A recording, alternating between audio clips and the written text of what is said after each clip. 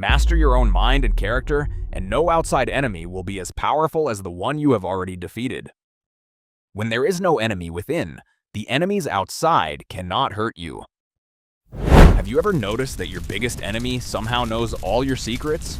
It knows exactly what to whisper before a job interview. You're going to embarrass yourself before asking someone out.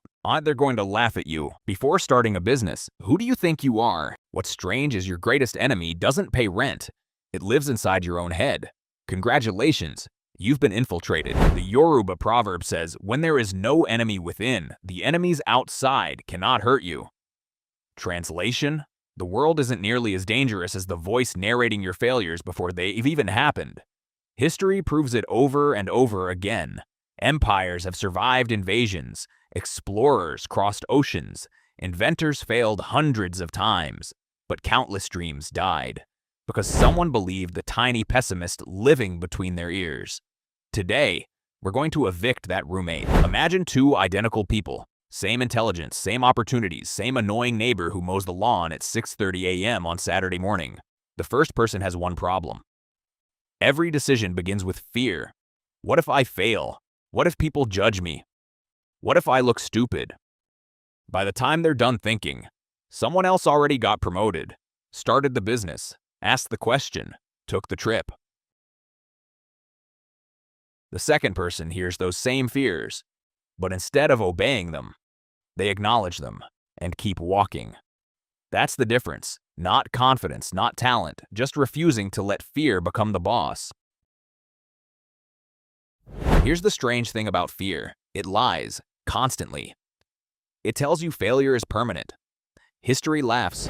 It tells you embarrassment lasts forever. History forgets. It tells you one mistake defines your life. History introduces you to Abraham Lincoln, who lost election after election before becoming president. It introduces you to Thomas Edison, whose countless unsuccessful experiments became stepping stones to the light bulb. It introduces you to people who looked ridiculous right before they looked brilliant. Failure rarely destroys people. Quitting usually does. Self-doubt, pride, jealousy, laziness, impatience. They're all terrible employees, yet somehow we keep promoting them to CEO.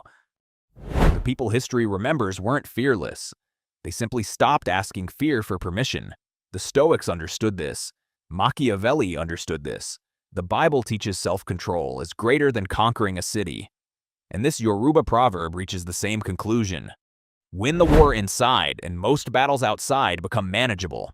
Because criticism can't stop someone who keeps improving. Failure can't stop someone who keeps learning. Rejection can't stop someone who refuses to quit.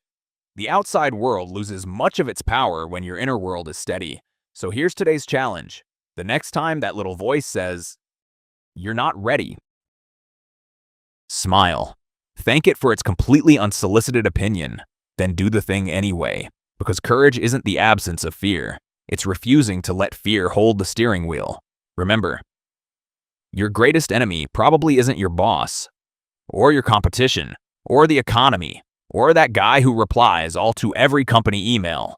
It's the voice convincing you not to try. Silence that voice and you'll discover something remarkable. The enemies outside were never nearly as powerful as the one you carried within. If this lesson gave you something to think about, leave a comment telling us which historical proverb or philosopher we should explore next. Remember, life can be hard. To make it easier, follow history's instructions.